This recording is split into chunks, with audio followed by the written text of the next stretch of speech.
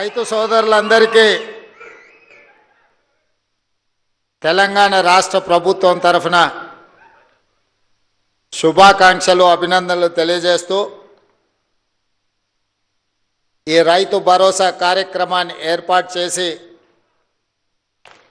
సభాధ్యక్షత వహించిన వ్యవసాయ శాఖ మంత్రివర్యులు పెద్దలు తుమ్మల నాగేశ్వరరావు గారు, ఈ కార్యక్రమంలో నాతో పాటు ముఖ్య అతిథులుగా విచ్చేసిన ఆర్థిక మరియు విద్యుత్ శాఖ ఉప ముఖ్యమంత్రి వర్యులు మిత్రులు బట్టి విక్రమార్క గారు, శాసన మండలి చైర్మన్ పెద్దలు సుఖేందర్ రెడ్డి గారు, సాగునీటి పారుదల పౌర సరఫరాల శాఖ మంత్రివర్యులు సోదరులు ఉత్తమ్ కుమార్ రెడ్డి గారు, రెవెన్యూ శాఖ మరియు హౌసింగ్ శాఖ మంత్రివర్యులు మిత్రులు పొంగులేటి శ్రీనివాస్ రెడ్డి గారు, మరో సహచార మంత్రివర్గ సభ్యులు వాకిటి శ్రీహరి గారు, మరో సహచార మంత్రివర్గ సభ్యులు మహమ్మద్ అజారుద్దీన్ గారు, ఈరోజు రైతు వేదిక నుంచి కంచకరావుపల్లి కొల్లాపూర్ శాసనసభ నియోజకవర్గం నుంచి పాల్గొంటున్న సహచర మంత్రివర్గ సభ్యులు జూపల్లి కృష్ణారావు గారు, అదేవిధంగా మీర్జాపూర్ రైతు వేదిక నుండి ఈ సమావేశంలో పాల్గొంటున్న మిత్రులు సహచర మంత్రివర్గ సభ్యులు పొన్నం ప్రభాకర్ గారు, వేదిక మీద ఉన్న పార్లమెంట్ సభ్యులు, శాసన మండలి సభ్యులు, శాసనసభ్యులు, వివిధ కార్పొరేషన్ల చైర్మన్లు, ఈరోజే బాధ్యత చేపట్టిన తెలంగాణ రాష్ట్ర ప్రభుత్వ ప్రధాన కార్యదర్శి గారు, వ్యవసాయ శాఖ ఉన్నతాధికారులు, రెవెన్యూ శాఖ అధికారులు, ఆర్థిక శాఖ అధికారులు, మీరందరూ ఈ పండుగ కార్యక్రమంలో శిల్పారామంలో పాల్గొన్న రైతు సోదరులతో పాటు తెలంగాణ నలుమూలల రైతు వేదికలో ఈ పండుగ కార్యక్రమాన్ని వీక్షిస్తున్న లక్షలాది మంది రైతాంగ సోదరులకు మనస్ఫూర్తిగా అభినందనలు, కృతజ్ఞతలు తెలియజేస్తున్నా. రైతు సోదరులారా, ఈనాడు తెలంగాణ రాష్ట్ర ప్రభుత్వం డిసెంబర్ 7, 2023 నాడు ప్రజాపాలన బాధ్యత చేపట్టినప్పుడు 30 నెలల పరిపాలనలో ఎదురవుతున్న సమస్యలు, వాటికి చూపిస్తున్న పరిష్కారాలు, ఈ 30 నెలల్లో రైతు సంక్షేమం కోసం రైతును తలెత్తుకొని ఆత్మగౌరవంతో బ్రతికే విధంగా వ్యవసాయం దండగ కాదు, వ్యవసాయం అంటే ఒక పండగలా ఈనాడు తీర్చిదిద్దాలి అని మన ప్రభుత్వం సంపూర్ణంగా ప్రయత్నం చేస్తుంది. ఇవాళ కొన్ని అంశాలు వేదిక మీద ఉన్న మా ఆడపడుచులు, మా అక్కలు, మా చెల్లెండ్రు చాలామంది చదువుకున్న వాళ్ళు ఉన్నారు. మా యువమిత్రులు ఒకప్పుడు పంచగట్టుకొని వ్యవసాయం చేసే కాడి నుంచి పాయింట్ షర్ట్ వేసుకొని వ్యవసాయం దాటి ఈరోజు సూట్ వేసుకున్న సోదరులు కూడా వ్యవసాయ పనుల్లో నిమగ్నమవుతున్న సందర్భంలో కొన్ని అంశాలను మీ ముందు ప్రస్తావించాలని ఈరోజు నేను భావిస్తున్నా. మద్రాసు నుంచి ఆంధ్రప్రదేశ్ రాష్ట్రం విడిపోయినా ఆనాడు ప్రకాశం పంతులు, బెజవాడ గోపాల్ రెడ్డి ముఖ్యమంత్రులుగా, నిజాం సర్కారు నుంచి విముక్తి కలిగిన హైదరాబాద్ రాష్ట్రానికి మొదటి ముఖ్యమంత్రిగా పాలమూరు బిడ్డ బూరుగుల రామకృష్ణారావు గారి నుంచి మొదలు పెడితే ఉమ్మడి రాష్ట్రంలో నీలం సంజీవరెడ్డి కావచ్చు, చివరి ముఖ్యమంత్రి కిరణ్ కుమార్ రెడ్డి గారు కావచ్చు, 19 మంది ముఖ్యమంత్రులు 1947 నుంచి 2014 వరకు 6 దశాబ్దాలు పైగా పరిపాలన సాగించి మన రాష్ట్రం మీద రాష్ట్రం విడిపోయినప్పుడు తెలంగాణ ప్రజలకు అప్పు ఇచ్చింది 69,000 కోట్ల రూపాయలు. దాదాపుగా 60 ఏళ్ళు 18-19 మంది ముఖ్యమంత్రులుగా బాధ్యతలు చేపట్టి తెలంగాణ రాష్ట్రం ఏర్పడే నాటికి మనకిచ్చిన అప్పు 69,000 కోట్ల రూపాయలు అక్షరాల. జూన్ 2, 2014 నాడు ప్రత్యేకంగా ఏర్పడిన తెలంగాణ రాష్ట్రం యొక్క అప్పు 69,000 కోట్ల రూపాయలు. జూన్ 2, 2014 నాడు కల్వకుంట్ల చంద్రశేఖరరావు గారు పెద్దలు తెలంగాణ రాష్ట్ర ముఖ్యమంత్రిగా బాధ్యతలు చేపట్టి డిసెంబర్ 7, 2023 నాడు ప్రజాపాలనలో ప్రభుత్వాన్ని ఏర్పాటు చేసిన తెలంగాణ రాష్ట్ర 2వ ముఖ్యమంత్రిగా నాకు బాధ్యత అప్పజెప్పినప్పుడు ఈ రాష్ట్రం యొక్క అప్పు 8,11,000 కోట్ల రూపాయల అప్పు. అక్షరాల 18 మంది ముఖ్యమంత్రులు దాదాపుగా 60 ఏళ్ళు 69,000 కోట్ల రూపాయల అప్పు చేస్తే కేవలం ఒకే ఒక్క కుటుంబం కల్వకుంట్ల చంద్రశేఖరరావు గారి కుటుంబము 7 లక్షల కోట్ల పైగా అప్పు చేసి రాష్ట్ర విభజన జరిగినప్పుడు 16,000 కోట్ల రూపాయల మిగులు ధనిక రాష్ట్రంగా తెలంగాణ రాష్ట్రాన్ని శ్రీమతి సోనియా గాంధీ గారు శ్రీ మన్మోహన్ సింగ్ గారు మనకు అప్పచెప్పితే అప్పుల ఊపిలో నిండా ముంచేసి మళ్ళీ లేవ్వడానికి కూడా అవకాశం లేకుండా మన మీద మన్ను గప్పి అప్పుల్లో నిండా ముంచి అప్పులు తప్పులు చేసి 8,11,000 కోట్ల రూపాయలతోని బాధ్యత అప్పచెప్పింది. ఎన్నికల సందర్భంగా 6 లక్షల కోట్ల రూపాయల అప్పు ఉందని మేమంటే కాంగ్రెస్ అబద్ధాలు చెప్తుంది, 4 లక్షల కోట్ల అప్పు కూడా లేదని బుకాయించే ప్రయత్నం చేశాడు. సరే అరాకొరా ఏమైనా చంద్రశేఖరరావు గారు అప్పు చెప్తుండేమో అని బాధ్యత చేపట్టిన తర్వాత ఆర్థిక మంత్రిగా బాధ్యత తీసుకున్న బట్టి విక్రమార్క గారికి మొట్టమొదటి మంత్రివర్గ సమావేశంలో నేను ఒక మాట చెప్పిన మంత్రులందరి అనుమతితో, అసలు పూర్తిగా మన రాష్ట్రం ఎంత అప్పు ఉంది, ఏ విధమైన అప్పు ఉంది, ప్రభుత్వం ప్రత్యక్షంగా తెచ్చుకున్న అప్పేంది, వివిధ కార్పొరేషన్ల మీద తెచ్చుకున్న అప్పేంది, వివిధ శాఖల మీద తీసుకొచ్చిన అప్పేంది, ఎన్ని రకాల అప్పులు తెలంగాణ రాష్ట్ర ప్రభుత్వం మీద ఉన్నాయో లెక్కలు తీయండి. ఆర్థిక శాఖలో పనిచేస్తున్న అధికారులను పిలిచి కూర్చోబెట్టండి. ఒక శ్వేత పత్రాన్ని శాసనసభలో ప్రవేశపెట్టి తెలంగాణ ప్రజలకు పూర్తి వివరాలు అందిద్దామని మేము ప్రయత్నం చేసినాం. ఇక తవ్వుతున్న కొద్దీ గుట్టల కొద్దీ అప్పులు బయటపడ్డాయి. అప్పులే కాదు, అందిన కాడికల్లా చేబదులు తీసుకొచ్చి 7 తారీఖు నాడు నేను బాధ్యత తీసుకొని ఆఫీస్కి వచ్చి చీఫ్ సెక్రటరీ గారిని పిలిచి ఈ నెల మీ జీతం వచ్చిందా అని అడిగిన. మా జీతం ఎక్కడిది సార్, నెల చివరికి కానీ వచ్చే పరిస్థితి లేదు, అది కూడా ఇన్స్టాల్మెంట్లలో ఇస్తున్నారు సార్, వెనకటికి ఎప్పుడో మేము టీవో ఫ్రిడ్జో కొనుక్కునేది ఇన్స్టాల్మెంట్లలో, ఇప్పుడు మా ప్రభుత్వ ఉద్యోగులకు 7 లక్షల మందికి మాకు ఇన్స్టాల్మెంట్లలో జీతాలు ఇస్తున్నారని చెప్పాడు. అదేందా ధనిక రాష్ట్రం, ప్రభుత్వ ఉద్యోగులకు కూడా జీత భత్యాలు ఇవ్వలేని పరిస్థితి అంటే ఇది ఇయ్యాలిగా సార్, ఆయళ్ళ నుంచి గిట్లనే ఉంది, మేము ప్రభుత్వ ఉద్యోగస్తులకు జీతాలు ఇవ్వలేని పరిస్థితుల్లో తెలంగాణ రాష్ట్రం ఉందని చీఫ్ సెక్రటరీ గారు చెప్పారు. ఇది వాస్తవం. అందుకే ఆ రోజు స్పష్టంగా చీఫ్ సెక్రటరీ గారికి చెప్పిన, ప్రభుత్వం అంటే యజమాని, యజమాని తన దగ్గర పనిచేసే వాడికి మొదటి తారీఖు నాడు జీతం ఇవ్వకపోతే ఆ యజమాని మీద పనివాడికి అసలు భరోసానే ఉండదు. భరోసా ఉండడమే లేకపోవడమే కాకుండా పని చెప్పాలంటే కూడా యజమానికి ధైర్యం ఉండదు.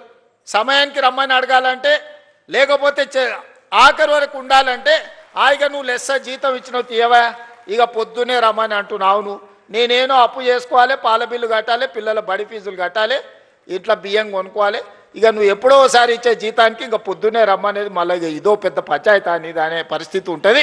అట్లా కుదరదు, అట్లా కుదరదు. కష్టమైన జీతాలు ఇవ్వాల్సిందే రిజర్వ్ బ్యాంకుతో మాట్లాడాలని మొదటి ఆదేశం ఇచ్చిన. ఇది బోను మరి ఇంకేంది పరిస్థితి అన్న?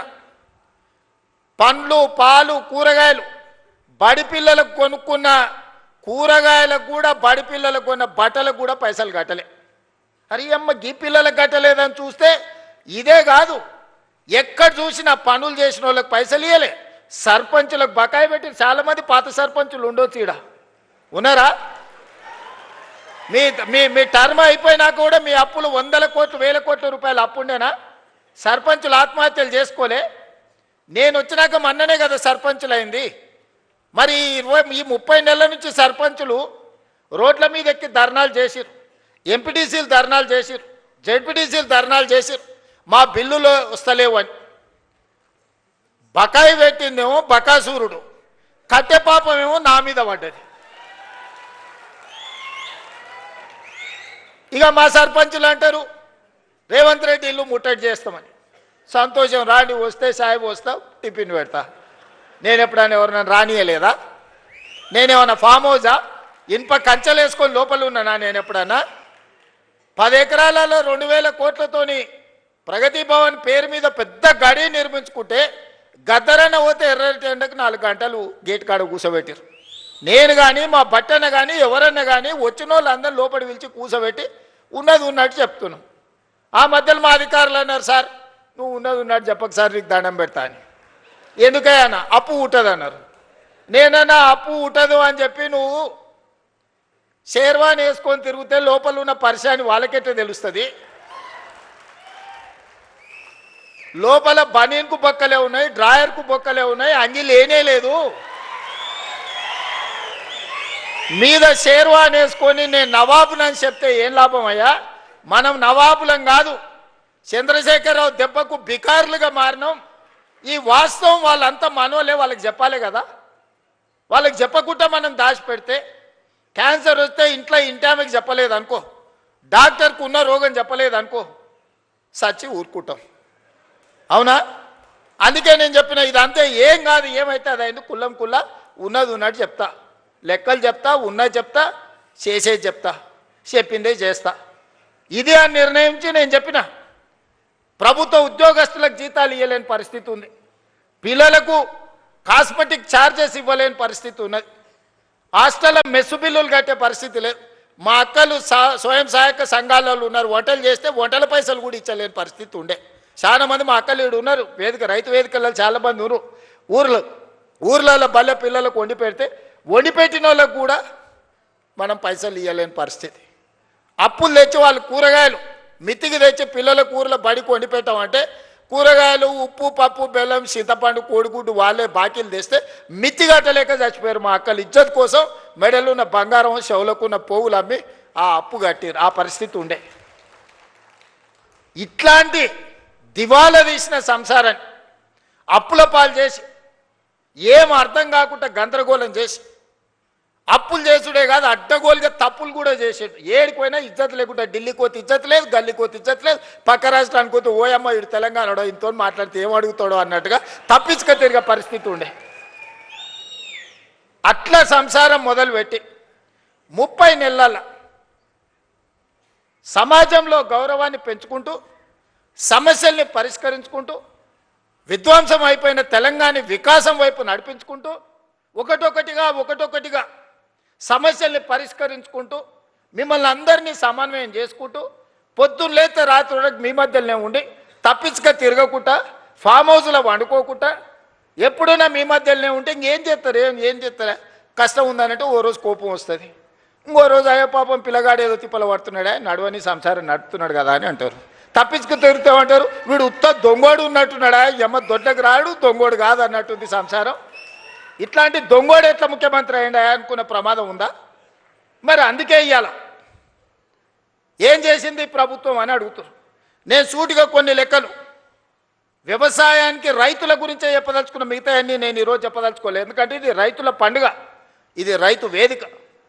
ఇది శిల్పారామం కూడా ఒక రైతు వేదికగా మార్చి ఇవాళ మా వ్యవసాయ శాఖ కమిషన్ కోదండ రెడ్డి గారితో సహా మా సభ్యులందరూ ఈరోజు రైతుల కోసం మంచి ఎట్లా చేయాలన్న ఆలోచనతోని ఇవాళ వందలాది రైతు వేదికలలో ఇవాళ మనోళ్ళందరూ కూర్చొని ఉన్నారు.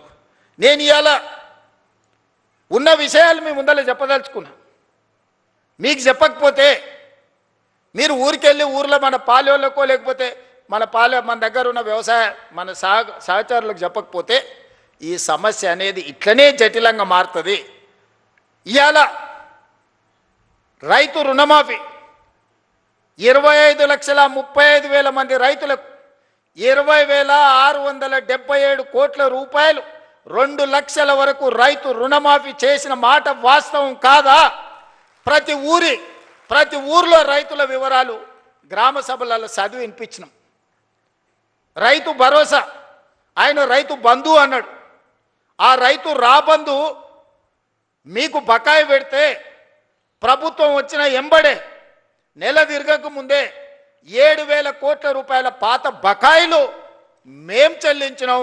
రైతు రాబంధు మీ నెత్తి మీద పెట్టిపోతే నేను వచ్చి కట్టిన ఒడ్లు సివిల్ సప్లైస్ కార్పొరేషన్ కొని బకాయిలు పెట్టిపోతే ఉత్తమ్ కుమార్ రెడ్డి గారు వచ్చి ఈరోజు ఆ వడ్ల పైసలు ఆనాడు 2023 నాడు మీకు చెల్లించడం జరిగింది. ఇవాళ రైతు భరోసా 10,000 సంవత్సరానికి వాళ్ళు ఇస్తే 12,000కు పెంచి ఇప్పటి వరకు 27,000 పైచిలుకు కోట్ల రూపాయలు మీ ఖాతాలేసి ఇవాళ మరో 9,000 కోట్ల రూపాయలు వేయడానికి మొదటి విడత 9 రోజుల్లో మీ ఖాతాలో 9,000 కోట్లు వేయడానికి దాదాపుగా రైతు భరోసా మీద ఈ విడతతో కలిపితే 36,000 కోట్ల రూపాయలు ఈరోజు రైతులకు అందించిన చరిత్ర ఈరోజు ఈ ప్రభుత్వానిది. అదేవిధంగా కాంగ్రెస్ వస్తే కరెంటు ఉండదు, కాంగ్రెస్ వస్తే రైతులకి కరెంటు కష్టాలన్నారు. ఉచిత కరెంట్ ఎవరయ్యా కనిపెట్టింది? ఈ దేశంలో ఎవరికన్నా రైతులకు ఉచిత కరెంట్ ఇవ్వాలన్న ఆలోచన వచ్చిందా? ఆనాడు డాక్టర్ వైఎస్ రాజశేఖర రెడ్డి చేవెళ్ళ నుంచి ఇచ్చాపురం వరకు పాదయాత్ర చేసినప్పుడు తెలంగాణ రైతాంగం అందరూ కాలిపోతున్న మోటార్లు పేలిపోతున్న ట్రాన్స్ఫార్మర్లు చూపించి మా రైతుల కన్నీళ్లు తీరవాలే, తెలంగాణ వ్యవసాయం మొత్తం కరెంటు మోటార్ల మీద ఆధారపడ్డ వ్యవసాయం అంటే కాంగ్రెస్ పార్టీ ఎన్నికల మేనిఫెస్టోలో పెట్టి ఉచిత కరెంటుని దేశంలో కనిపెట్టిందే కాంగ్రెస్ పార్టీ. ఉచిత కరెంటు కాంగ్రెస్ పార్టీ పేటెంట్. ఏ సన్నాసన్న ఉచిత కరెంటు మాది అన్నాడంటే మా అక్కలు చీపురు కట్ట మలిపి కొడతారు. ఆ ఎల్ల చాలామంది అన్నారు ఉచిత కరెంట్ అంటే బట్టలు ఆరేసుకోవాల్సి వస్తుందని. ఇచ్చి చూపించి రాజశేఖర రెడ్డి గారు 2004 ముఖ్యమంత్రిగా ఎల్బీ స్టేడియంలో ప్రమాణ స్వీకారం చేసినప్పుడు 7 గంటల ఉచిత కరెంటుతో పాటు వందలాది కోట్ల రూపాయలు రైతుల కరెంటు బిల్లులను రద్దు చేసి లక్షలాది మంది రైతుల మీద ఉన్న క్రిమినల్ కేసెస్ను రద్దు చేసిన సంతకం, మొట్టమొదటి ఫైల్ మీద సంతకం ముఖ్యమంత్రిగా వైఎస్ రాజశేఖర రెడ్డి గారు కాంగ్రెస్ పార్టీ 2004 సంవత్సరంలో సంతకం పెట్టింది కాంగ్రెస్ పార్టీ కాదా? ఇవాళ గుడ్డొచ్చంట కోడిని బెదిరించిందంట. ఈడెవడో వచ్చి మేమిచ్చిన ఉచిత కరెంటుకు నీ ఖాతాలో రాసుకొని కాంగ్రెస్ వస్తే కరెంటు కష్టాలు అన్నాడు. ఆ ఉచిత రైతు కరెంటుకు ప్రతి నెల మా బట్టి విక్రమార్క గారు ఆర్థిక మంత్రి ఆయనే, విద్యుత్ శాఖ మంత్రి ఆయనే, ఎడమ చేత్తో ఇస్తుండు కుడి చేత్తో తీసుకుంటూ నెలకు 1,000 కోట్ల రూపాయలు ఇవాళ రైతులకు ఉచిత కరెంటు మీద 30,000 కోట్ల రూపాయలు ఈ 30 నెలల బట్టి విక్రమార్క గారు ఉచిత 24 గంటల ఉచిత విద్యుత్ కోసం రైతుల కోసం 30,000 కోట్ల రూపాయలు ఈనాటికి మనం ఖర్చు పెట్టినాం. బోనస్ కింద 4,000 కోట్లు దాదాపుగా ఉత్తమ్ కుమార్ రెడ్డి గారు ఇచ్చారు. వ్యవసాయ పనిముట్లకు ఈరోజు తుమ్మల నాగేశ్వరరావు గారు 2,000 కోట్ల రూపాయలు ఖర్చు పెట్టారు. రైతు బీమా దాదాపుగా 3,500 కోట్ల రూపాయలు రైతు బీమా కోసం ఈరోజు మనం ఖర్చు పెట్టినాం. సివిల్ సప్లైస్ కార్పొరేషన్ 10 ఏళ్లలో వాళ్ళు కొనుగోలు చేసింది ఎంత, 2.5 ఏళ్లలో మనం కొనుగోలు చేసింది ఎంత ఒక్కసారి లెక్క పెట్టుర్రి. 10 ఏళ్లలో వాళ్ళు కొన్నది మొత్తం 1,68,000 కోట్లు అనుకుంటే ఖాళీ 2.5 ఏళ్లలో ఉత్తమ్ కుమార్ రెడ్డి గారు 80,000 కోట్ల రూపాయలు పైగా సివిల్ సప్లైస్ కార్పొరేషన్ నుంచి వడ్లు కొనుగోలు చేసి రైతులకు ఈరోజు రైతులకు ఇచ్చిండు. ఇట్లా లెక్కలేస్తే 30 నెలల దాదాపుగా 1,75,000 కోట్ల రూపాయలు ఈ ప్రభుత్వం రైతాంగం కోసం ఖర్చు పెట్టింది. సరాసరి ప్రతి నెల 6,000 కోట్ల రూపాయలు రైతుల కోసం మేం ఖర్చు పెడితే మీరు 2,500 కోట్ల రూపాయలు కూడా ఖర్చు పెట్టలేరు. మరి వ్యవసాయానికి మేం పండుగ చేసినామా, మీరు చేసిర్రా? ఇవాళ ఊర్లలో తిరిగి ఈరోజు రైతులను క్షమించే సభ పెట్టమని తాటి చెట్టులు ఎక్కువ అయ్యాను కానీ తలకాయ లేనట్టుంది చెప్తా ఉన్నాడు. చెట్టులు ఎక్కువ ఎరిగితే సరిపోదు, అందులో ఆవగించనంత గుజ్జు ఉండాలని పెద్దలు చెప్పారు. అందుకే ఇవాళ ఏ విషయంలో అయినా మీరు చర్చకు సిద్ధమా, వస్తాడా అసెంబ్లీకి? రైతుల గురించే ప్రత్యేకంగా అసెంబ్లీ సమావేశాలు ఏర్పాటు చేద్దాం. 10 సంవత్సరాలు మీరు చేసింది ఏంది రైతుల కోసం, 10 సంవత్సరాలు మేము చేసింది ఏందో ఈరోజు ఆలోచన చేద్దాం. సాగునీటి ప్రాజెక్టులు, కాళేశ్వరం పేరు మీద గోదావరి నదీ జలాలతోని ఉత్తర తెలంగాణను సస్యశ్యామలం చేస్తా, రంగారెడ్డి జిల్లా వరకు తీసుకొస్తని 1,50,000 కోట్ల రూపాయల అంచనాతోని గోదావరి నదీ జలాల మీద కాళేశ్వరానికే 1,02,000 కోట్ల రూపాయలు కాంట్రాక్టర్లకు చెల్లిస్తే 3 ఏళ్ల కాళేశ్వరం కట్టుడు, 3 ఏళ్ల కాళేశ్వరం కూలుడు మీరే కడితిరి, మీరే కూలగొట్టిరి. 1,00,000 కోట్ల రూపాయలు గోదావరిలో కలిసిపోయి కాళేశ్వరం కాస్త కూలేశ్వరమైంది. అంతకుముందు ఏ ఊర్లో ఎవరు కష్టపడి ఒడ్లు పండించుకున్నా, ఏ ఊర్లో ఎవరు మక్కలు పండించుకున్నా, ఏ ఊర్లో ఎవరు జొన్నలు పండించుకున్నా, ఏ ఊర్లో ఎవరు సద్దలు పండించుకున్నా, ఏది పండించుకున్నా కాళేశ్వరం నీళ్ళతోనే ఈ పంటలు పండినాయి అన్నారు. మరి 3 ఏళ్లలో మేము సుక్క నీరు తీసుకోలే, కుప్ప కూలిపోయింది కాళేశ్వరం. సంవత్సరానికి కేవలం ఒడ్ల గురించే నేను చెప్పదలుచుకున్నా, 2,88,00,000 మెట్రిక్ టన్నుల ఒడ్లు పండించి తెలంగాణ రైతాంగం తమ రక్తాన్ని చెమటగా మార్చి దేశంలోనే తెలంగాణ రాష్ట్రాన్ని నెంబర్ 1గా నిలబెట్టింది తెలంగాణ రైతాంగం కాదా? మా రైతు సోదరులు కష్టపడి రక్తాన్ని చెమటగా మార్చి పండించిన ఒడ్లు కాళేశ్వరం నీళ్ళతో పండించిరని కథలు చెప్తావు కదా చంద్రశేఖరరావు గారు. ఈ కాశీ మజిలీ కథలు ఎన్ని రోజులు చెప్తారు మీరు? ఎన్నిసార్లు మోసం చేస్తారు? అందరినీ అన్నిసార్లు ఎల్లకాలం మోసం చేయలేరు చంద్రశేఖరరావు గారు. అందుకే ప్రజలు ఆలోచన చేసిర్రు, 10 ఏళ్ళు అవకాశం ఇచ్చిర్రు, చెప్పిందల్లా నమ్మిర్రు. హరికథ చెప్పు, బుర్రకథ చెప్పు, ఏ కథ చెప్తే ఆ కథ నమ్మిర్రు. ఏదో చేస్తాడేమో చూద్దాం పెద్ద మనిషి అని.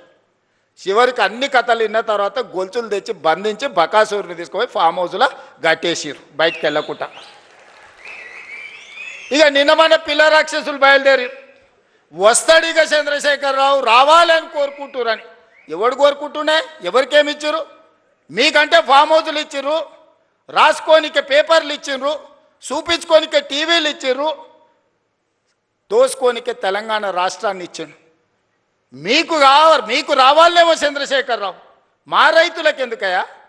రైతు రుణమాఫీ చేయలేదు, 1,00,000 రూపాయలని 4 విడతలని అసలు లేదు, మిత్తి లేదు. చేతిలో అప్పు, చేతిలో సిప్ప, నెత్తి మీద అప్పు మిగిలిచ్చిపోయిండు. 2 సార్లు 1,00,000 రూపాయలు రుణమాఫీ అని చేసిండా? డబుల్ బెడ్రూమ్ అన్నాడు ఇచ్చిండా? దళితుల 3 ఎకరాల భూమి అన్నాడు ఇచ్చిండా? ఇంటికో ఉద్యోగం అన్నాడు ఇచ్చిండా? 1 కోటి ఎకరాలకు నీళ్ళు ఇస్తా అన్నాడు పారిచ్చిండా? ఏం చేసిండా నేను అడుగుతున్నాను మళ్ళా రానికి? ఒక్కటి చేసిండా? ప్రతిపక్షాలు మా జోలి ఉన్నాడు ఫోన్లలో అంటే హార్టికల్చర్, అగ్రికల్చర్, ప్రాన్ కల్చర్ అన్ని కల్చర్లను సర్వనాశనం చేసిండు. ఓన్లీ తాగుడు కల్చర్ తెచ్చిపెట్టిండు మనకు. సందుల బెల్ట్ షాపులు, బుడ్డీ షాపులు తెచ్చిపెట్టిండు. ఆయల్లో మనం రైతు బజార్లు తెలిస్తే ఇవాళ బెల్ట్ బజార్లు తీసుకొచ్చి సందుల 7వ తరగతి చదివేటోని కూడా చేతులు బుడ్డి చేతులు పట్టించాడు. ఆయన సాధించిన ఘన విజయం. ఆయన దేనికన్నా బ్రాండ్ అంబాసిడర్ అంటే ఇగో దీనికే బ్రాండ్ అంబాసిడర్. వెనకటికి గింత ఉండే నాయన తాగుడు. మీరు చెప్పురు సోదరులారా, ఇవాళ 4 ఇండ్లకు బెల్ట్ షాప్ వచ్చేసింది. ఒక కిరాణం కొట్ట 4 ఇండ్లకు, ఈ 4 ఇండ్లు నావే, నేనే సప్లై చేస్తాను కాడికి వచ్చింది ఊర్లలో. మా అక్కలు తలకాయ కొట్టుకుంటారు, ఇంటి ఆయన గట్లున్నాడంటే వీడు కూడా గిట్ట తయారైనాడు ఆ పిల్లగాడని. సాయంత్రం 6 కాకముందే గోడలు పట్టుకొని నడుస్తారు 12, 16 ఏళ్ళ పిల్లలు. మా అక్కలకు గోస తెలవాలి.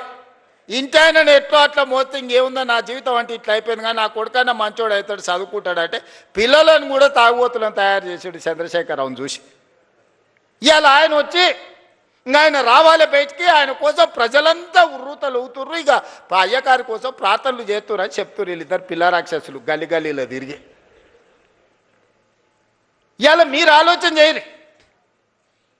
10 ఏళ్ళకే బీఆర్ఎస్ పాలన, 12 ఏళ్ళ నరేంద్ర మోడీ పాలన, 2.5 ఏళ్ళ మా పాలన మీద చర్చ పెడదాం.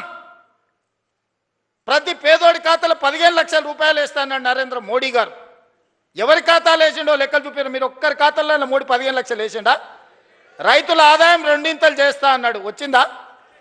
సంవత్సరానికి 2 కోట్ల ఉద్యోగాలు అన్నాడు, 12 ఏళ్ళు అయింది, 24 కోట్ల ఉద్యోగాలు రావాలి, వచ్చినాయా? ఇద్దరికి ఇచ్చిండా, బండి సంజయ్కి, కిషన్ రెడ్డికి. ఇంకెవరికన్నా నౌకరు ఇచ్చిండా తెలంగాణలో? చిల్లి గవర్నర్ని ఇచ్చిండా? గల్లీలో మోరీ తీసే ఎన్నికలు ఉంటే వార్డు మెంబర్ ఉంటే మోడీ వస్తాడు అంటారు, కౌన్సిలర్ ఉంటే మోడీ అనట, సర్పంచ్ ఉంటే మోడీ అనట. మోడీ వచ్చి మోరీ తీస్తాడే? పెళ్లి పెద్దను చూపించి పిల్లని ఇస్తే పిల్లగాడు సంసారం చేయకపోతే ఎవరిని అడుగుతామే? పెళ్లి పెద్దను చూసి పిల్లని ఇస్తామా? మనందరం వ్యవసాయం చేసిన గ్రామాల నుంచి వచ్చిన వాళ్ళమే కదా. పిల్లగాడు దుక్కి దుంతాడా, లేదా వ్యవసాయం చేస్తాడా, లేకపోతే నౌకరు చేస్తాడా, వీడు ఎంత సమర్థుడు అని పిల్లని ఇస్తాం. కానీ పెళ్లి పెద్ద గట్టోడు పెళ్లి పెద్దను చూసి పిల్లని ఏమంటే చెప్పు తీసుకొని కొడతారు వాడు రేపు సంసారం చేయకపోతే. బీజేపీ వాళ్ళ గతి గట్లుంది. నిన్నమాన ఒక ఆయన వచ్చిండు, నవీనో నమోనానో, ఆయన పేరు ఏందో నాకైతే మొత్తం తెలియదు, కానీ ఇంకా ఆయన వచ్చి చెప్తుండు వచ్చేది మాదే అని. ఏంది వచ్చేది మీది? పన్లీగులో పట్టించాలి. వెస్ట్ బెంగాల్ వచ్చింది వస్తాను, వెస్ట్ బెంగాల్ 15 ఏళ్ళు పట్టింది, తెలంగాణలో కూడా గదే గతి అవుతుంది మీకు. ఆడేనో మమతా బెనర్జీ గారు కాబట్టి మీ పప్పులు ఉడికినాయి. ఈడ మా వాళ్ళు అందరు ఉన్నారు, ఈయనే ఉన్నారు, దంచుతారు. అందుకే మిత్రులారా, ఇవాళ రైతులను ఆలోచన చేయమంటున్నా. 8,11,000 కోట్ల రూపాయల అప్పు నుంచి, నెల జీతాలు ఇవ్వలేని పరిస్థితి నుంచి ఒకటొకటిగా 8,000 కోట్ల రూపాయలు రిటైర్మెంట్ బెనిఫిట్స్ ప్రభుత్వ ఉద్యోగస్తులకు బకాయిలు పెట్టి 58 ఏళ్ళ రిటైర్మెంట్ వయస్సును వాళ్లకు బెనిఫిట్స్ ఇవ్వాల్సి వస్తుందని 61 ఏళ్ళకు పెంచితే 2024 నుంచి ప్రతి నెల 1000 మంది రిటైర్ అయ్యి 1000 కోట్లు నాకు అదనంగా రిటైర్మెంట్ బెనిఫిట్స్ ఇవ్వాల్సి వచ్చింది. ఆర్టీసీలో బంద్ పెట్టి వందలాది మంది కార్మికులు చచ్చిపోయి 100 రోజుల పైగా దీక్ష చేసి 100 మంది చచ్చిపోతే ఆర్టీసీ లాస్లో మునిగి నడవలేని పరిస్థితి, టైర్లకు ట్యూబ్లకు పంచర్లు వేసుకునే పరిస్థితి లేకుండా ఆర్టీసీ. ఇవాళ ఆర్టీసీ 1000 కోట్ల రూపాయల లాభంతో నడుస్తుంది. ఇవాళ సింగరేణి కష్టపెట్టి నిలబెట్టినాం, విద్యుత్ శాఖను ప్రక్షాళన చేసినాం, ఆర్థిక శాఖ ఈరోజు కష్టపడి నిలదొక్కుంటుంది. వ్యవసాయ శాఖ గురించి నాకంటే మీకెక్కువ తెలుసు. రెవెన్యూ శాఖ ధరణి పేరు మీద ఘడీల కోసం గులాంగిరి చేసే వ్యవస్థను తీసుకొస్తే ధరణిని బంగాళాఖాతంలో వేసి భూభారతి తీసుకొచ్చి ఈరోజు మీ సమస్యల్ని ఈ ప్రభుత్వం పరిష్కరిస్తలేదా? మా అక్కలు ఈయనే ఉన్నారు. ఆ ఎల్ల అమ్మగారింటికి పోవాలన్నా, అమ్మవారిని దర్శించుకోవాలంటే అయితే ఇంటి ఆయనని అడగాలి, లేకపోతే పిల్లల్ని అడగాలి. బస్కి రాయి బిడ్డ, అమ్మని చూసి వస్తా అంటే ఇప్పుడు నువ్వు ఏముంది అమ్మ నీకు, దసరాకు వదువుగాని అనేటోళ్ళు ఉగాదికి అడిగితే. ఇవాళ ఇంటాయన బాయకాడిపోతే అక్క బస్ ఎక్కి చక్క పోయి అమ్మని చూసి మళ్ళీ వచ్చి ఎప్పటిలాగా వంట వండుకుంటా ఈటీవీ మా టీవీ సీరియల్ చూస్తుంది. అక్కలారా మీరు చెప్పండి, మీ తమ్ముడు ముఖ్యమంత్రి అయినప్పటి నుంచి ఎవరన్నా మిమ్మల్ని ఒక్క పైసనన్నా బస్కి రా అడిగినరా? అక్క ఒట్టేసి చెప్పురి, 7 కన్నా ఎవరన్నా అడిగిర్రా? ఉచితంగా బస్సు ఇవ్వలే అక్క మీకు అందరికీ? 11,000 కోట్ల రూపాయలు మీ తరఫున ఆర్టీసీకి నేను కడితే ఇవాళ 1000 కోట్ల రూపాయల లాభంతో ఆర్టీసీ నిలబడ్డది. మా అక్కల్ని అందరినీ ఆర్టీసీ బస్సులో మారాన్నులాగా పోతుంటే ఆటో వాళ్ళని రెచ్చగొట్టి ఆర్టీసీ ఆడబిడ్డలకు బంద్ పెట్టురని ఆటో డ్రైవర్లను తీసుకొచ్చి మీ మీద ధర్నా చేయించాడు. చెప్పి ఇరుగుతుందని చెప్పిన ధర్నా చేయించినోనికి మా అక్కల దగ్గరికి పోయారంటే ఇరుగుతుంది, ఏషాలు ఏ కూర మూసుకొని ఇంటికి పోరానంటే అందరు ఎక్కడోళ్ళు అక్కడ పోయారు. అట్లా మా అక్కల్ని ఉచితంగా బస్సులో పోతురని అవమానకరంగా చూస్తుంటే 1000 బస్సులు కొనిచ్చి 1000 బస్సులకు యజమానులకు మా మహిళా సంఘాలలో చేసి యజమానులను చేసిన మా అక్కలు ఇవాళ 1000 బస్సులకు యజమానులు. ఎవరో దాన ధర్మం మీద బస్సులో ఉచితంగా తీసుకపోతే ప్రయాణం చేసేటోళ్ళు కాదు, 1000 బస్సులకు యజమానులు చేసిన.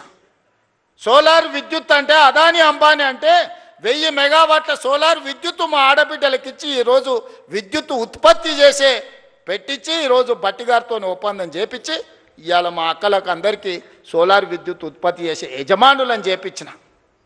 పెట్రోల్ బంకులు రిలయన్స్ నడుపుతుందంటే నారాయణపేట నుంచి ఈరోజు సంఘాలకు పెట్రోల్ బంకులు ఇప్పించి పెట్రోల్ బంకు యజమానులను మా అక్కలను చేయలేదా? రిలయన్స్తో పోటీ పడే విధంగా మా అక్కలు ఇన్నే ఉంది కదా, చెప్పమను. ఇవాళ ఈ శిల్పారామం హైటెక్ సిటీ అంటే అన్ని ఐటీ కంపెనీలు, విప్రో, మైక్రోసాఫ్ట్, లేకపోతే పెద్ద పెద్ద కంపెనీలు అని.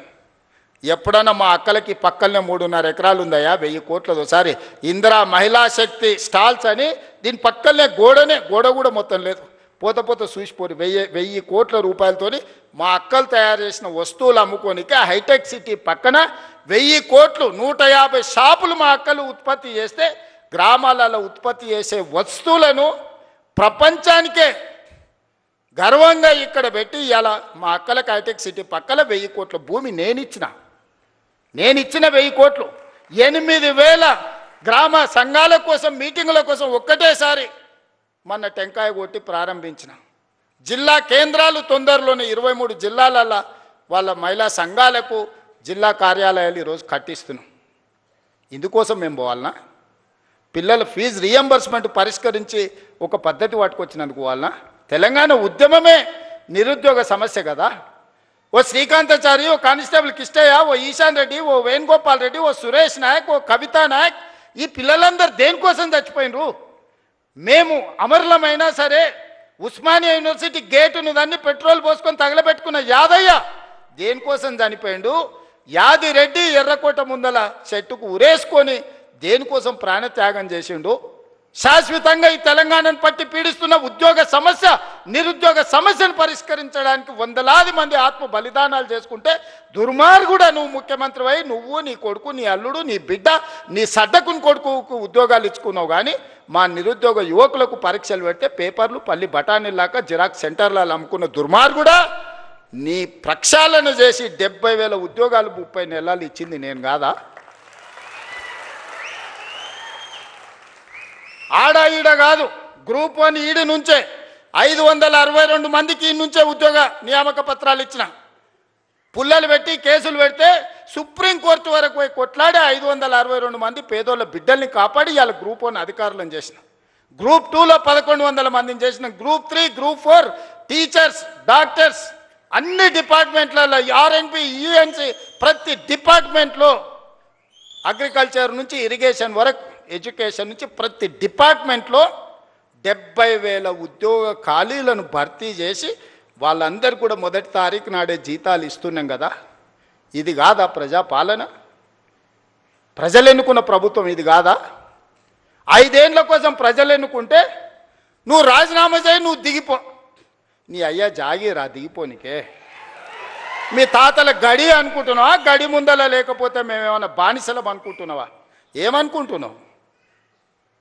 బిడ్డ, దుక్కి దున్నే చేతులు ఇవన్నీ ఉన్నాయి. నువ్వు అనుకుంటున్నావేమో మళ్ళా రావాలి, వస్తాడు, తిరుగుతాడు అని. వస్తే ఏమిస్తాడు? ఏమి చేయడు. మీరు ఆలోచన చేయండి సోదరులారా. రైతు రుణమాఫీ చేయడు, రైతు భరోసా ఇవ్వడు, నిరుద్యోగ సమస్య తీర్చడు, పండించిన పంట కొనడు. ఊరేసుకుంటే ఊరేసుకున్నట్టే అని చెప్పినోడు ఇవాళ 2,88,00,000 మెట్రిక్ టన్నుల ఉత్పత్తిని చేయటమే కాకుండా అన్ని వడ్లు ఉత్తమ్ కుమార్ రెడ్డి గారు కొని చూపించిండు.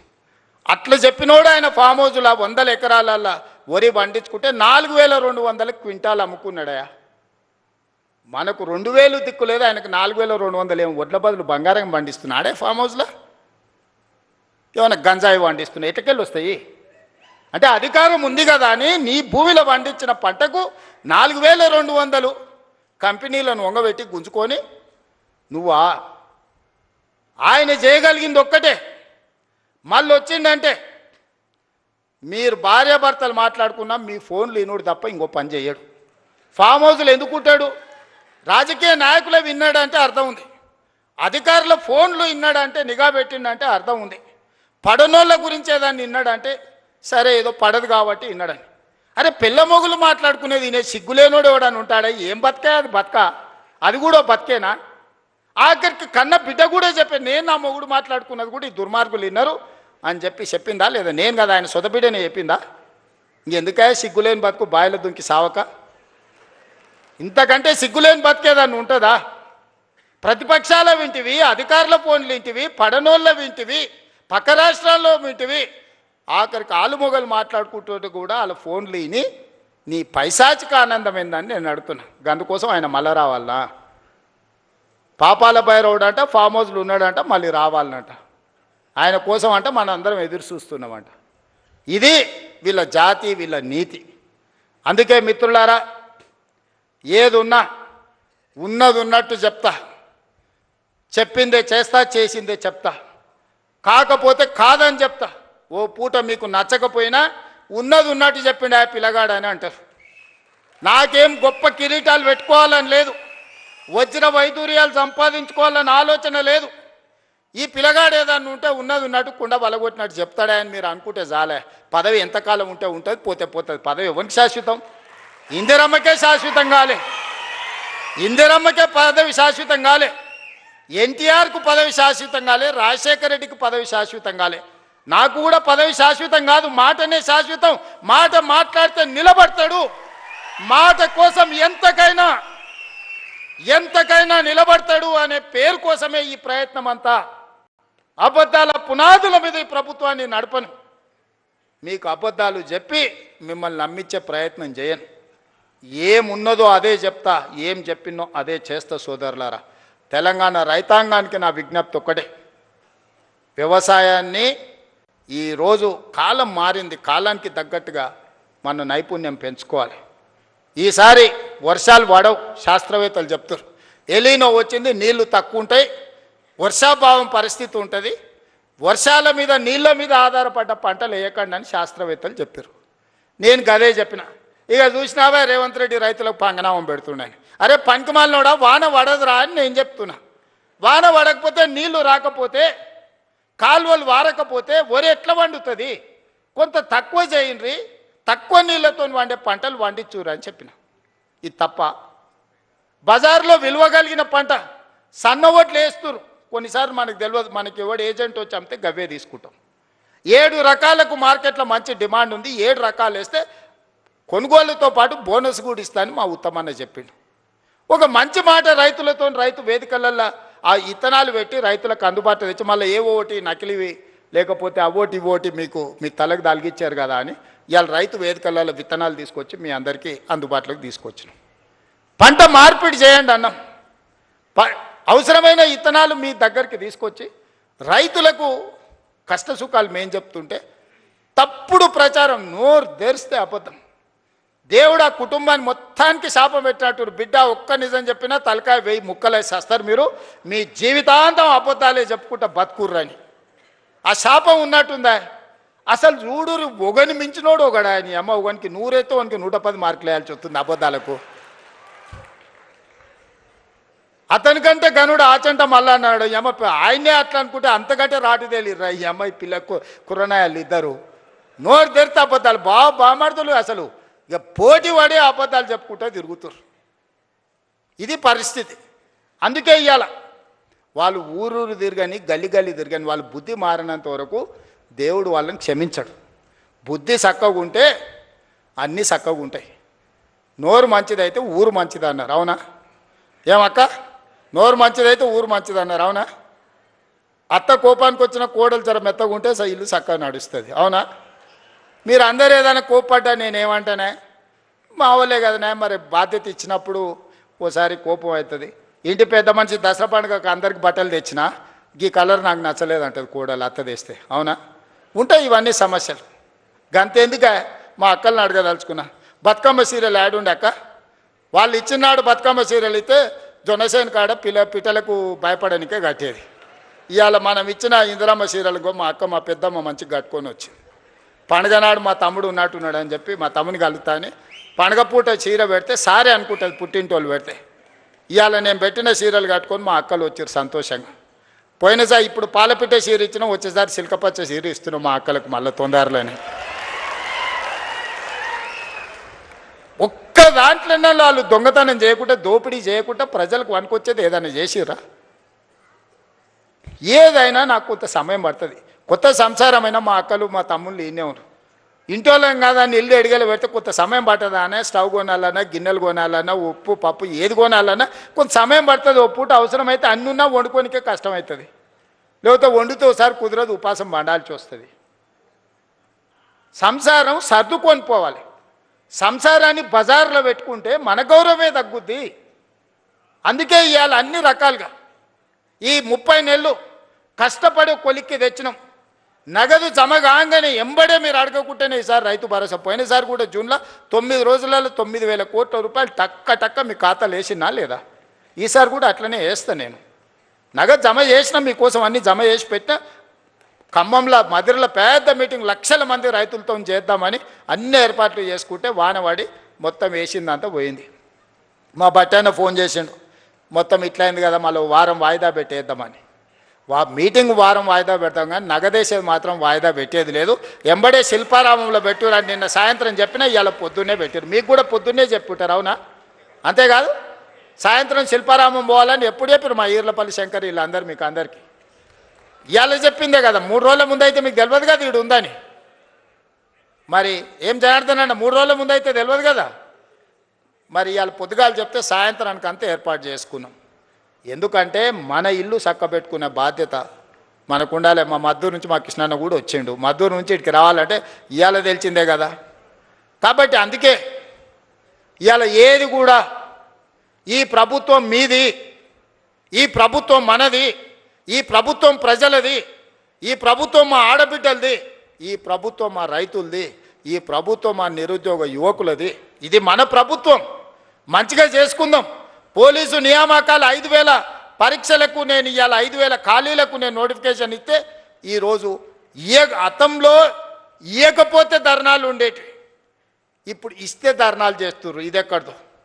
గతంలో మెట్రో కట్టమని మనం అనేది, ఇప్పుడు మెట్రో కట్టొద్దని వాళ్ళు అంటారు. గతంలో మూసీని ప్రక్షాళన చేయమని మనం అనేది, ఇప్పుడు మూసీ చేయడానికే వీల్లేదంటారు. గతంలో రీజనల్ రింగ్ రోడ్ కట్టండి అని వేయండి అని మనం అనేది, ఇప్పుడు వద్దంటారు.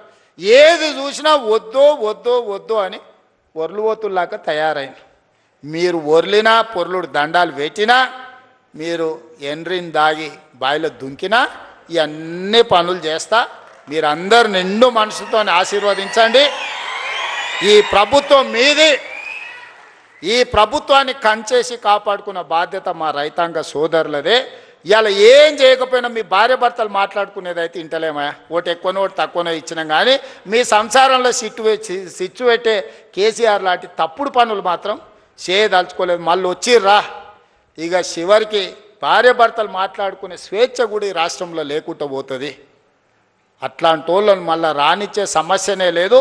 చాలా మంది దీంట్లో అరుంధతి సినిమా ఎంతమంది చూసిండ్రా? చేతురి. ఆ పశుపతిని బంధించిర్రా? గట్లనే ఫామ్ హౌస్లో బంధించిన పశుపతిని మళ్ళా గొలుసులు తెచ్చేది లేదు. అరుంధతి సినిమాలో రాక్షసుని ఎట్లయితే బూతు బంగళాలు వేసి బంధించినమో ఈ రాక్షసుని కూడా ఫామ్ హౌస్లో గొలుసులు వేసి మా రైతులు బంధించారు. బయటికి రానిచ్చేది లేదు. ఇక గదే జైలు, గదే మొత్తం. అంతేనా? సిద్ధమే కదా. మరి గట్టిగా సపట్లు కొట్టురు. ఇక బట్టేనా నమ్మకం వచ్చిందా నీకు? నమ్మకం వచ్చింది కదా. ఓకే, ధన్యవాదాలు సోదరులారా.